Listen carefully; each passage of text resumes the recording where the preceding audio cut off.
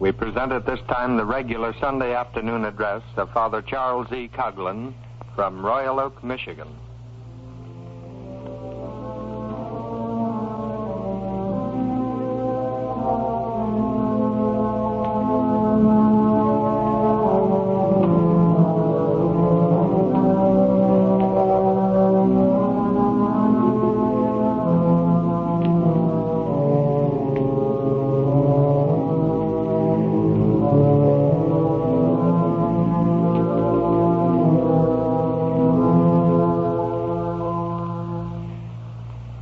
Ladies and gentlemen, it will be my privilege to present Father Coughlin in his Mother's Day message. As you know, it is Father Coughlin's intention to continue broadcasting throughout the summer months.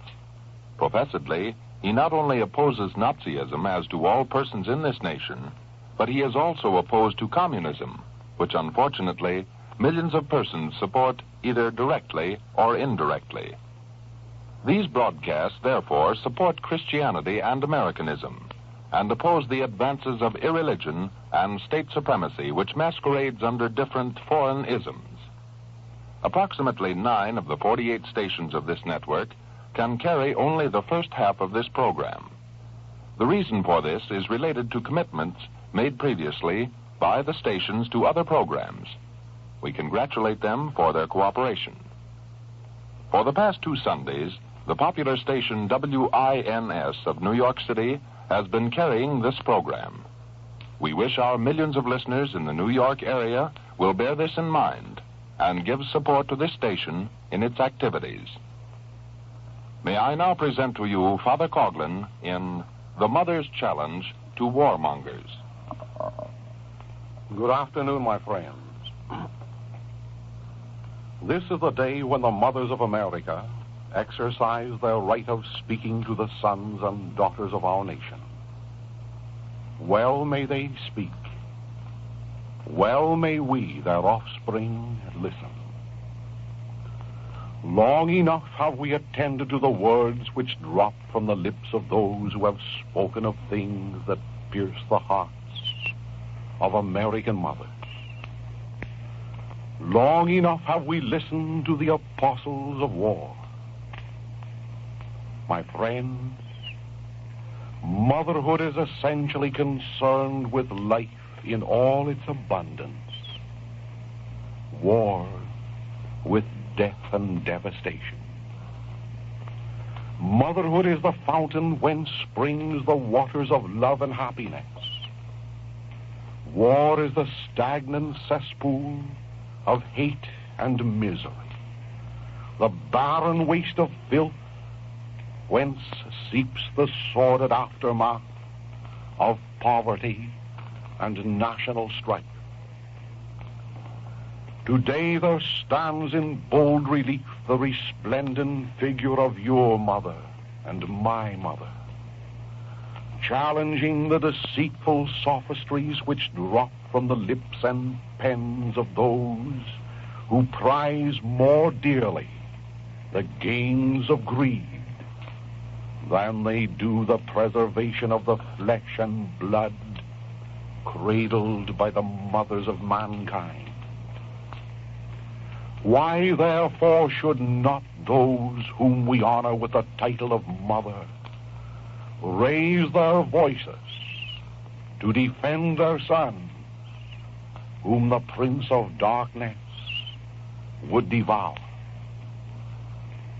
Alas, although their hearts beat bravely in defiance of those whose lance of propaganda would drench the earth with the last drop of their sons' blood in behalf of Mammon, although they cannot speak in unison, may I presume to be a spokesman for them, at least for those who are tortured by the thoughts of war, tortured by the prospect of their sons' untimely death. What a paradox this is in which we live. We who establish clinics to save life clinics to abolish tuberculosis, cancer, infantile paralysis, clinics to facilitate the birth of childhood and the preservation of our younger generation. What a paradox it is to find us devising ways and means, disguised by the thin veil of propaganda, to end life on foreign soil for the purpose of defending a lie and protecting the unclean gains of those who conceived the lie. Oh, if our mothers could speak, they would tell us that the sons of other mothers dwelling in other countries are not our enemies, not so much perchance as those who dwell within our own borders, within the borders of every nation. I mean those men who long since have regarded their fellow citizens as cannon fodder. Those men who cast aside the doctrine of the communion of saints, the brotherhood of Christ, the fatherhood of God, and in their stead have accepted the crass philosophy of materialism, of naturalism, of racial predominance. Oh, yes, with glamour and fanfare, they regiment the youth of every nation, drill them in the fine arts of murder, inspire them with the brute emotions of savagery, and then send them off to join in the carnival of death.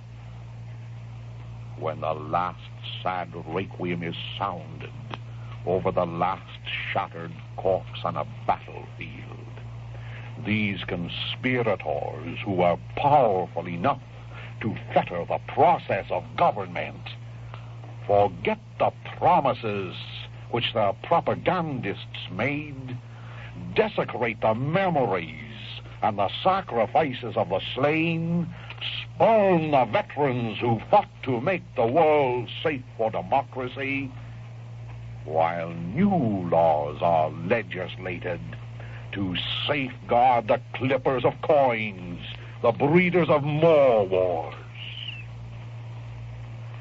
Sons who have returned from battle seldom complain, but their mothers know how these same sons were compelled to march the streets searching for jobs which did not exist, searching in vain, only to lose faith in government, sometimes in God, and cast aside the virtues, the prayers, the love taught them at their mother's knee. Recently I was privileged to read a book entitled Days of Our Years by Pierre Van Passen, a book published by Hillman Curl Incorporated of New York, a book that deserves wide circulation. Van Passen, one of the world's eminent foreign correspondents, discloses for us a sordid drama enacted by the French Republic. In the Days of Our Years, we read how French heroes were treated as traitors by the government they served, how mothers' sons were massacred not by the Boche in opposite trenches, but by the very officers under whom they fought. I feel constrained to read for you the untold horror of war, which for 20 years or more has remained hidden. A story which may be revived to become our story, unless we heed the mother's challenge to America, which bids us hold ourselves aloof from future wars. Mr. Van Passen says, to this day, the general public in France remains unaware of the fact that thousands of Frenchmen were shot down by their comrades during the war without a single serious charge being leveled against them. Many were executed on being designated by lot and by pure chance. Take, for example, the case of one Lucien Berceau, a middle-aged peasant who served in the 60th Regiment of Infantry. His retrial was one of those held in the Cherche Midi. The periodical, Crapouillot, was the only publication in Paris that gave a resume of the court proceedings. It was established that one day in the winter of 1915-16, Berceau had asked his corporal for a pair of cloth trousers because it was extremely cold, and whereas all his comrades were warmly dressed, he alone in the company wore a tattered pair of cotton slacks. The corporal took Berceau behind a field hospital, and picking up a pair of trousers which had just been pulled off a dead man, told him to put on the garment. Berceau took the trousers and held them up for inspection. Clots of blood dropped from the legs. "That poilu must have lost his entrails entirely," remarked Berceau, referring to the garment's former owner. "No, I don't want it. I don't want that thing." An officer, Lieutenant Andre, happened to pass by at the moment. "What's going on here?" inquired the superior. "This man asked for a pair of trousers," replied the corporal. "I gave him a pair and he refuses to put them on." "Refuses?" scowled the officer. "Refuses an order? Quick, my man, put on that pair of pants. Quick. Do you hear?" "Mais, mon lieutenant, the thing is soaking wet with blood." "Put on those trousers, I tell you." "You put them on yourself and see how you like it," laughed Berceau. "A French citizen does not need to walk around in a dead man's filth." 8 days arrest, barked Lieutenant Andre, for refusal to obey. "Ça va?" Berceau shrugged his shoulders. "Ah, but I keep my old slacks." The colonel of the 60th Regiment saw the report a few days later. "That's mutiny," he declared.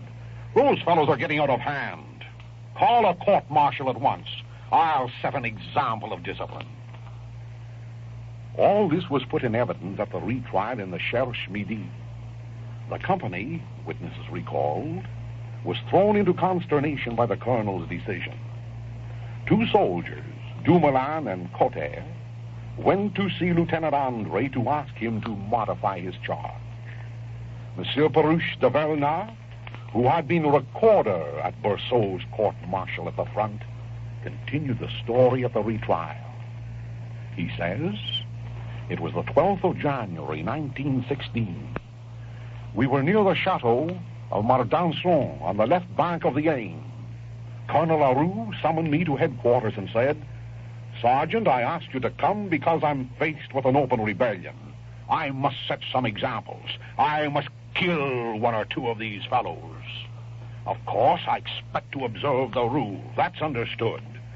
You are a recorder on the permanent court-martial of the division. You're a magistrate in civil life. Well, you know what I want. I need a formula. Find it.'" "The colonel handed me Berceau's file," went on Monsieur de Vernat. "There was nothing in it but a sheet of paper, Lieutenant Andre's report of the incident behind the field hospital. At the end of this report, Andre had written that Berceau's comrades had asked him for leniency." "You see," exclaimed the colonel, "you see, just as I told you. Open rebellion by the men. Refusal to obey on the part of Berceau." I drew the colonel's attention very respectfully to the fact that if Berceau's comrades had made a mistake, for it's against military regulations to make a collective complaint, this certainly did not amount to rebellion. Insofar as Berceau was concerned, it was impossible to charge him with disobedience. Before a charge of refusal to obey can be laid against a man, a service order must be issued. I told the colonel that he was going too far when he demanded a death sentence for a man's refusal to put on a pair of dirty trousers.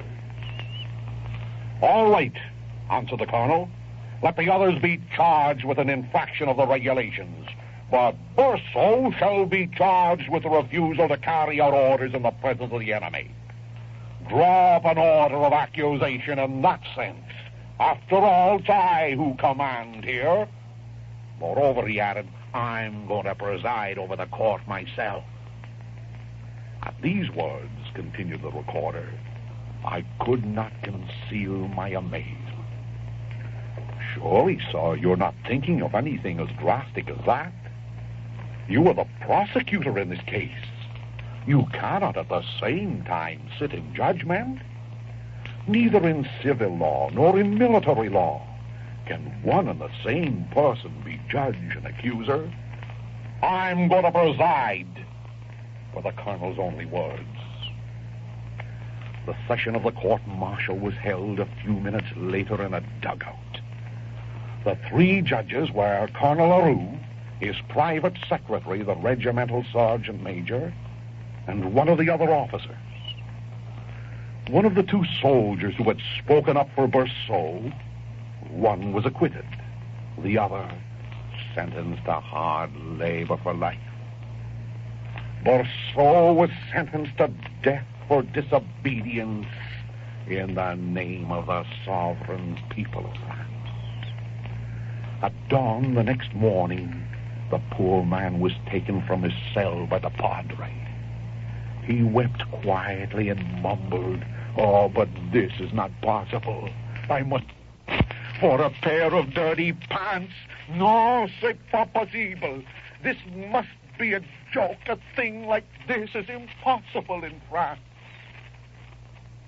The impossible sometimes happens in military matters, added Monsieur de Vernon in his testimony.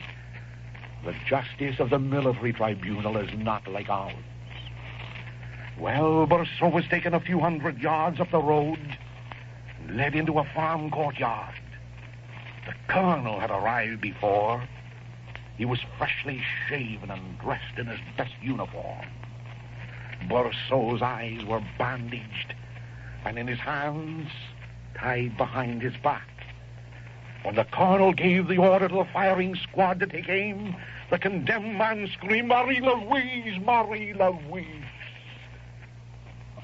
That was his only child, Monsieur de Vernon explained. The special court of retrial in the Cherche Midi, in pronouncing sentence in this case, declared as follows.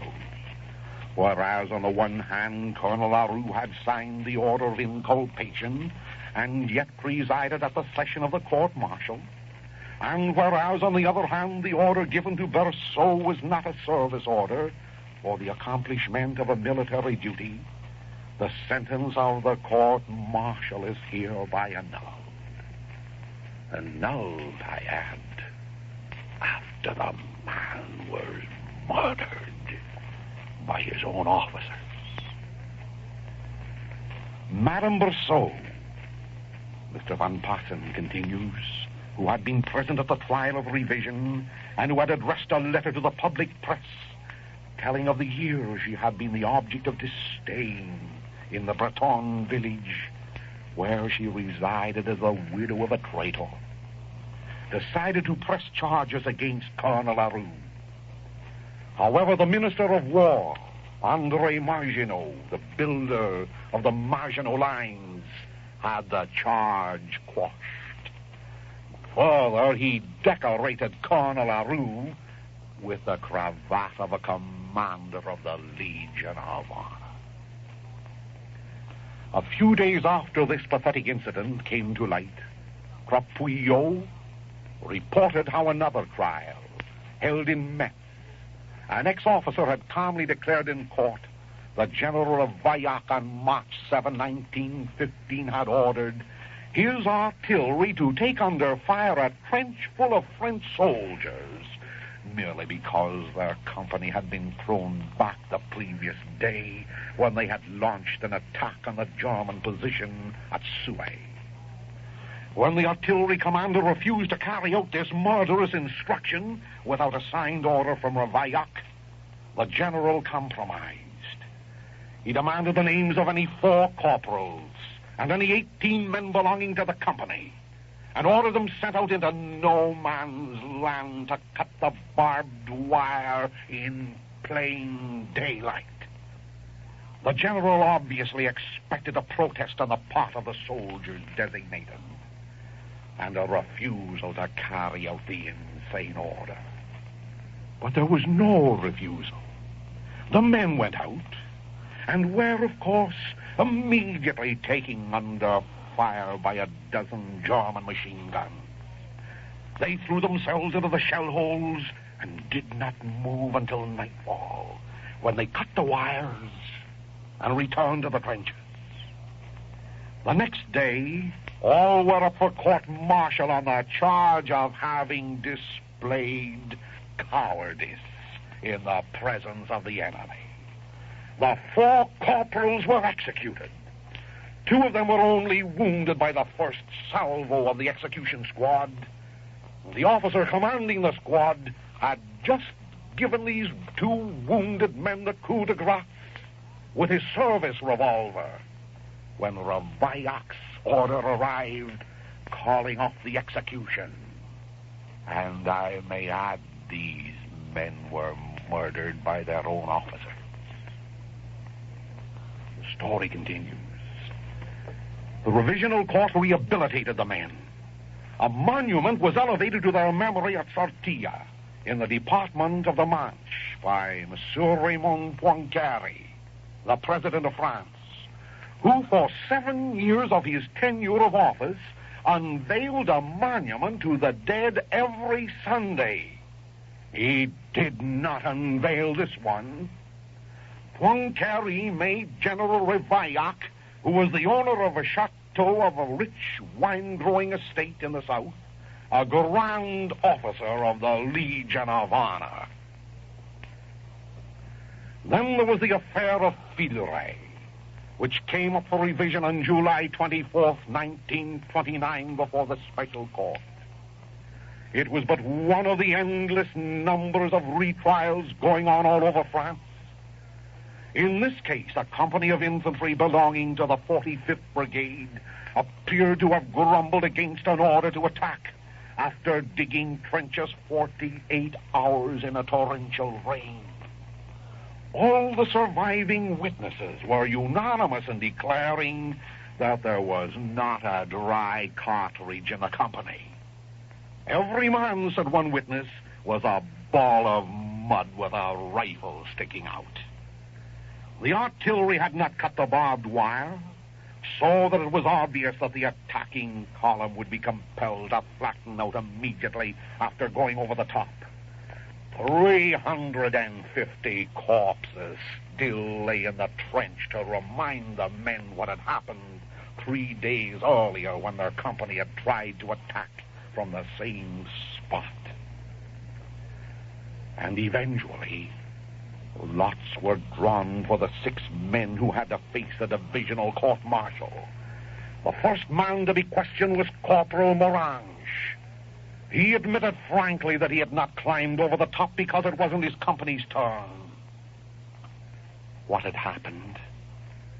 The session was declared closed without a decision having been reached, and the next day at dawn, however, the Padre was sent to inform the 6 that they were going to be executed. But this is a crime, exclaimed Lieutenant Minot, the counsel for the defense.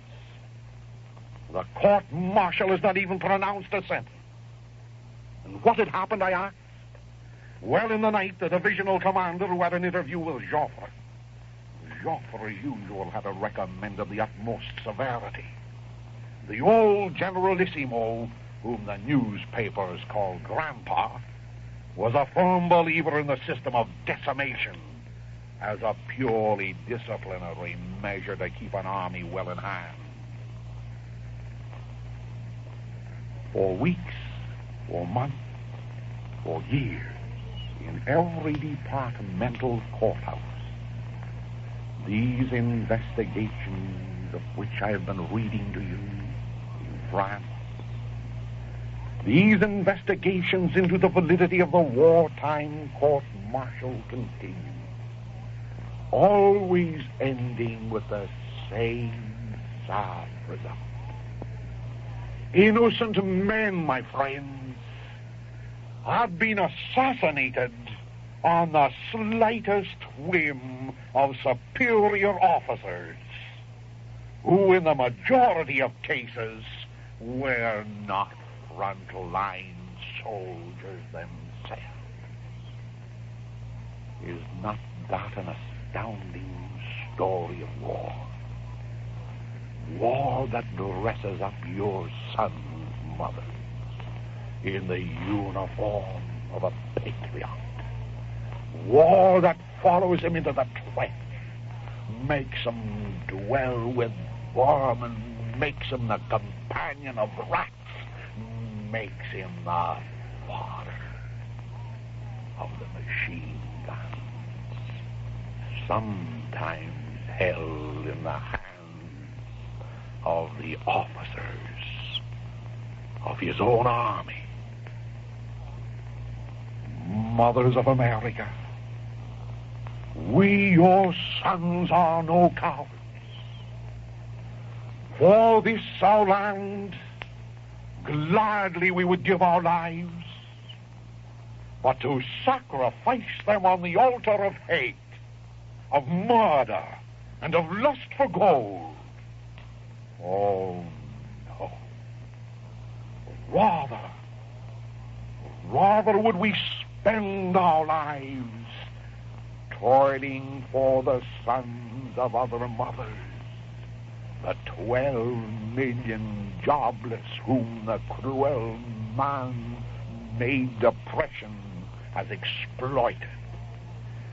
Millions of little children in our midst who in a land of plenty have been told that there's no room for them or their mothers in the inn.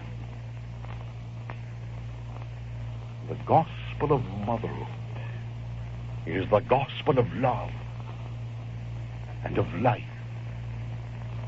Under international capitalism and its interminable wars, there has been foisted upon us the heresy of hate and of death. As a result of this, the entire world has sustained an irreparable loss. Religious convictions have been outmoded. Virtue too often has surrendered to vice. In government, in industry, in homes, and in individuals. Our efforts to make the world safe for democracy have made it temporarily safe for hypocrisy. Oh, has not the hour arrived for those of us who yet retain an admiration for the gospel of love and life, imprinted upon our youthful minds by our mothers? Has not the hour arrived to make this world safe for motherhood and for the sons whom they bore? Safe for decency, safe for virtue, safe for peace, safe for life, and safe for the little children loved by their mothers throughout the world. The mother's challenge to the warmongers has been made to every son in America. Will it be accepted? Most certainly. For today we stand and pledge to the mothers who bore us to return to the pathways of the Prince of Peace whom we've deserted. Oh, remember, thou mother of mankind, that never was it known that anyone who fled to thy protection as we do to thine, implored thy help and sought thine intercession, was left unaided. Inspired, Mother of Jesus Christ, with this confidence, we fly unto thee, O Virgin of Virgins, our Mother. To thee we come, before thee we stand, sinful and sorrowful. O Mother of the Word incarnate, of the Prince of Peace, despise not our petitions, but in thy mercy hear and answer us. Amen. Copies of the address to which you have listened are available to all persons in this audience. Simply write a letter to Father Coughlin at Royal Oak, Michigan. The main facts related to the second part of the broadcast, soon to follow, will be found in next week's edition of Social Justice Magazine.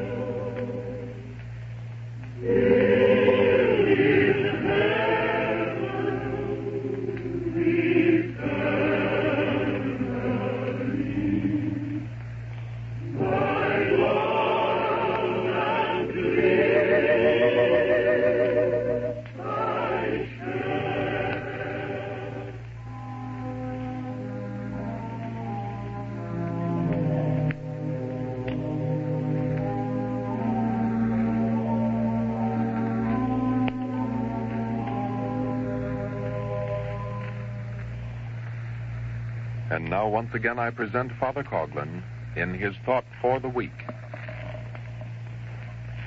Nowhere in the world is there revealed more conspicuously the virtue of patience than in the lives of our mothers.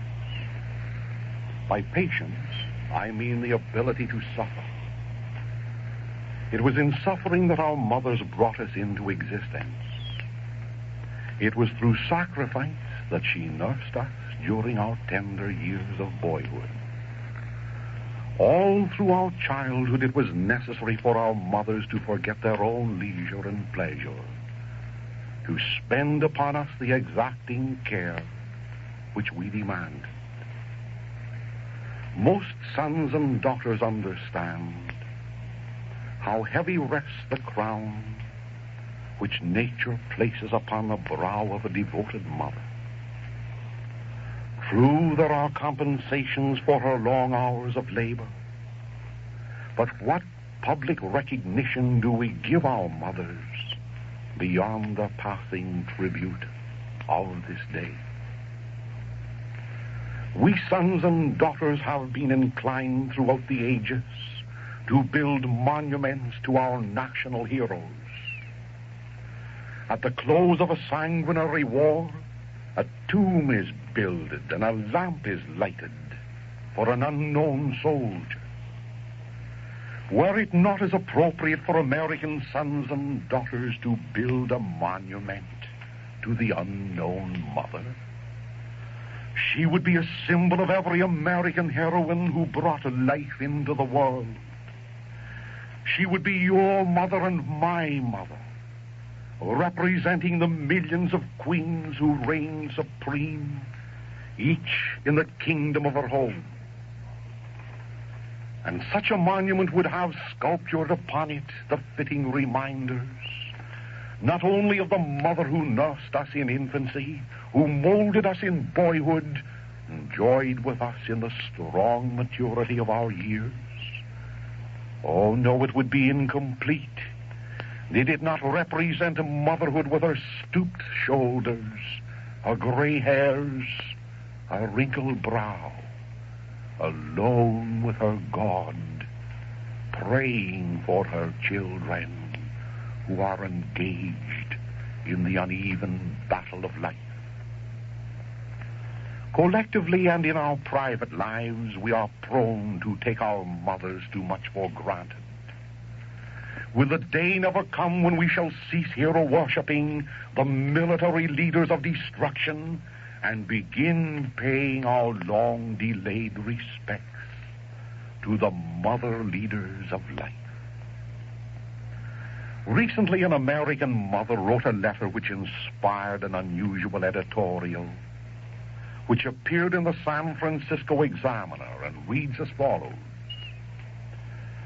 Those who possess the awful power to put this country into war should ponder deeply over a letter written to the editor of the Examiner by an American mother, commending the efforts of the first newspapers to keep the United States out of another costly foreign war. The letter said, "We mothers of sons certainly do not wish to ever become Gold Star mothers, someday to be granted that great boon of a trip across the ocean to shed futile tears before little white crosses in France, and merely because another rash, visionary president may deem it the high idealistic thing to do to conscript our boys and send them overseas to pour out their heart's blood on the ungrateful fields of some foreign land." That recalls something some of our people have forgotten, and that some of our younger people probably never knew. Some years after the World War, the government of the United States suddenly remembered that for each boy who died for his country in that conflict, there was a mother who died 1,000 deaths, first in fearful waiting, and then in the knowledge of a dreadful fact. So a pathetic little band of American mothers went overseas as guests of the government to shed futile tears, as this letter reminds us, over little white crosses in France. That was a fine gesture, and the country should be very glad it was made. But it made up nothing to mothers who had lost their sons, young men in the prime of life, mere boys with all life before them, had been taken from their homes to die. And the unanswered and unanswerable question in every Gold Star mother's heart was, why? 20 years after the World War, a majority of the American people were represented in a national poll of public opinion as being convinced that the entry of the United States into that struggle was a mistake. It is too late to do anything for the Gold Star mothers of the World War except to honor and respect them for a great sacrifice unselfishly and unquestionably made. But since the World War, a new generation of American mothers has raised another generation of young men with life before them, if their country remains at peace, and with death before them if it goes to war. These recent weeks and months of world crisis have clouded these mothers' lives with a great fear. Is their country to make another mistake? Are they, too, to be gold star mothers? Are their sons to be taken out of their homes, out of schools and colleges, out of the useful and happy occupations of peaceful production, to pour out their heart's blood on the ungrateful fields of some foreign soil? Oh, American mothers know how to make the supreme sacrifice for their country, as well as the young men of America know how to die bravely and unquestioningly when liberty and homeland and honor are at stake. When the time comes for American blood to be shed in the defense of this free land, there will be no holding back of valiant sons and heroic mothers, because tears must also be shed. Oh, but American mothers have a right to know that war, if it comes, is the last recourse of honor and security. And no emergency confronts the United States today that justifies the torment of American mothers' hearts with the fear that is now in them, or that justifies the sending of American boys to die on foreign battlefields. Let us today assure both mothers and sons that this time, there will be no mistake. And that while we stand ready to defend America at any cost, we cannot, we will not be persuaded, beguiled, or paid to meddle in foreign affairs or participate in foreign wars. Oh, the insincerity of those who prate of honor, of patriotism, of glory, while they propagandize our nation for another war, another bloodbath, another crucifixion of the mothers of America. Recently, the question of Britain's paying the war debt to the United States was raised in the House of Commons in England without reaction from the British government.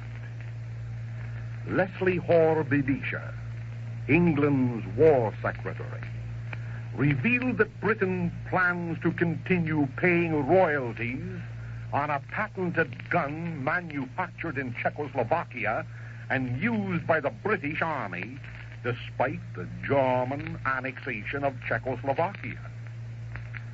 Now, it happened that a member of Parliament asked whether Hoare-Belisha were aware that by so doing, England was increasing the financial strength of Germany, insofar as she continued to make these payments. Probably so, Hoare-Belisha replied, but it is not customary for this country to repudiate payments which have been legally contracted. What about America? Cried a member of Parliament. And Hoare-Belisha made no answer. What insanity. Months ago, specifically in the year 1935, Mr. Roosevelt, our president, was urged to intervene in Mexico, where persecution and violence were demonstrated against the Christian religionists. Although the president rightfully expressed his indignation at the butchery which was being conducted under the Cardenas communist regime. He stated explicitly, quotations, "For my own part, however, I decline to permit this government to undertake a policy of interference in the domestic concerns of foreign governments and thereby jeopardize the maintenance of peaceful relations," unquote. Oh, no. Governments will not intervene when malicious men extinguish the lamp of faith in the minds of mothers' children. But they are quick to change their policies to catapult our nation into war, to multiply heartbroken mothers decorated with a gold star whenever the gold of bankers is jeopardized in London or Paris or Moscow or elsewhere. What insincerity. Oh, yes, gold star mothers, you shed your tears where crimson poppies grow, poppies that have been crimsoned with the heart's blood of your sons. And the nameless mothers nurse in living death their other sons, in whose minds the lamp of reason has been extinguished as a result of the horrors of last war. I call your attention to the fact that in addition to the physical casualties of the World War, 350,300 American boys who lost their lives, there are today 68,898 mental cases in our hospitals as a result of our sad experience 20 years ago, when boys were then accepted for duty by the government as sound, physically and mentally, as you and I. And today, they are pitiful human wrecks. And who among us bore the economic sufferings which came as an aftermath to war, as did our mothers? 10 million families, 10 million mothers forced to eke out an existence through the sad, lean years of this protracted, man-made depression.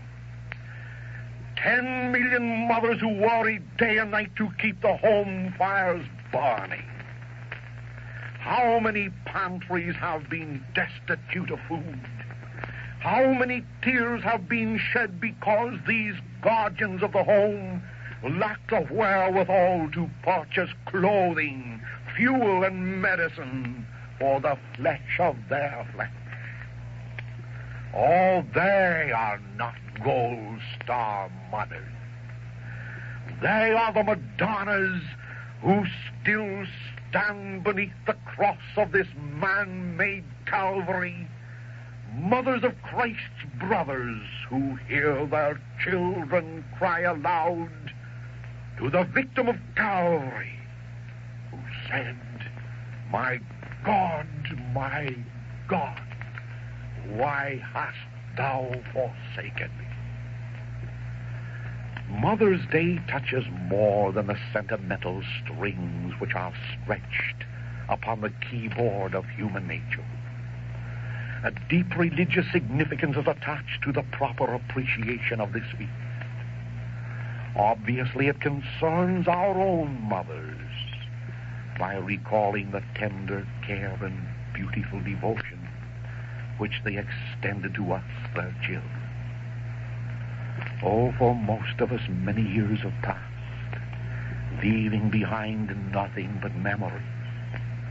The simple, humble home where we were cradled, the toys, the games, the boyhood friends we cherished, the old-fashioned parties where schoolmates gathered, the healthful chores which we performed, the periods of illness, measles, cold, scarlet fever.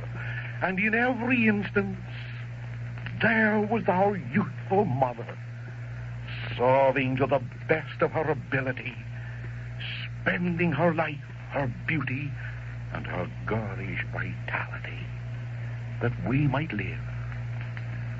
Oh, for many of us, kind death has come to reward with rest the tired hands, the worried mind, and the aching heart which our mothers sacrificed upon the altar of their children's happiness.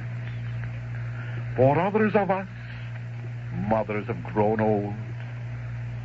Golden hair has been silvered with winter's frost. Bright blue eyes are dim. Wherever she is, dead or alive, your mother and mine loves her children more than anyone else will ever love them. Then, too, my friends, there is the mother of Jesus Christ, our tainted nature's solitary boast. It was she who nursed her baby boy in Bethlehem's cave. It was she who presented her offspring in the temple. It was she who spun his first cloak, who healed his first wound, who prepared his first meal after he had begun to work in Joseph's carpenter shop. Yes, it was she who kissed him farewell when he left her widowed home to preach a gospel of love to an ungrateful people. It was she who stood beneath Calvary's cross. It was she who held her son's corpse in her arms when all else save a few friends had fled. Every mother in the world would have done the same as did Mary Immaculate, had the opportunity been presented to her. Every mother would have become the mother of sorrows gladly if it were her boy who had been condemned to death in Pilate's hall, scourged, crowned with thorns, nailed to Calvary's cross. Oh, yes, Calvary's cross. Christ came into the world, among other things, my friends, to establish the brotherhood of man and the fatherhood of God. There, hanging forlorn between heaven and earth, he turned to his mother and said, "Mother, behold thy son." And bending his head in the direction of John the Apostle, he added, "Son, behold thy mother." Mother's Day is Mary's Day. She is the universal mother of mankind who participated in our redemption and salvation. She is the refuge of sinners who loves each one of us more than mortal pen can describe. She is our intercessor, begging before her Son's throne for us, her prodigal children. Oh, yes, this is Mother's Day. Flowers, telegrams, letters, visits, these will mark this Mother's Day as we pay tribute to her whose flesh is our flesh. Perhaps, yes, perhaps we will pause to recollect the prayers our mother taught us. We will remember those little boyhood scenes when we knelt at our knees before our mother. We will remember the little night prayers we said.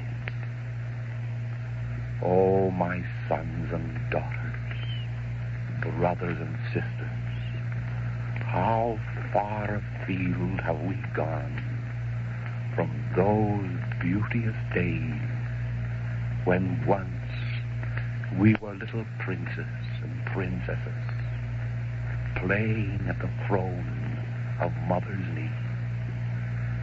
Gone are the jewels of virtue, once ours. Gone is the diadem of purity, once ours. Gone is that heart filled with the gold of love, once ours. Oh, it's not too late on Mother's Day to recapture the old-fashioned virtues that made us more like our elder brother, Jesus Christ. How many of you in this audience long since have disavowed those virtues taught you by your mother? How many of you today will seek the silence of your bedroom and there kneel down as you bury your head in your pillow to tell God that as a gift to your mother and to the mother of mankind, you will become the boy or the girl that once you were. Oh, yes, Mother's Day. We will pause to recollect the prayers she taught, the virtue she instilled, the seeds of love she sowed in our hearts with every kiss. Perhaps we will plan to build a monument to Mother after all. But let it be a living monument of your flesh and blood, a monument to her by practicing the virtues she taught us, by leading the life of godliness which she loved, and from a religious appreciation of Mother's Day, perhaps therefore all of us shall recapture the admiration and devotion which once we had for the Mother of God. We can't love Jesus Christ without loving his mother. Oh, sweet Mother of the Word made flesh, pray for us now that we may rise glorious and immortal from our former lives, to pattern the rest of our days after those of our elder brother, and to reflect in our every action the characteristics of your sweet mother, of our sweet mother in heaven, and of our dear mother upon this earth. God bless you, my friends. God keep you. Good afternoon. Ladies and gentlemen, the program to which you have listened is your program. It is supported entirely by your free will contributions and the proceeds derived from Social Justice Magazine.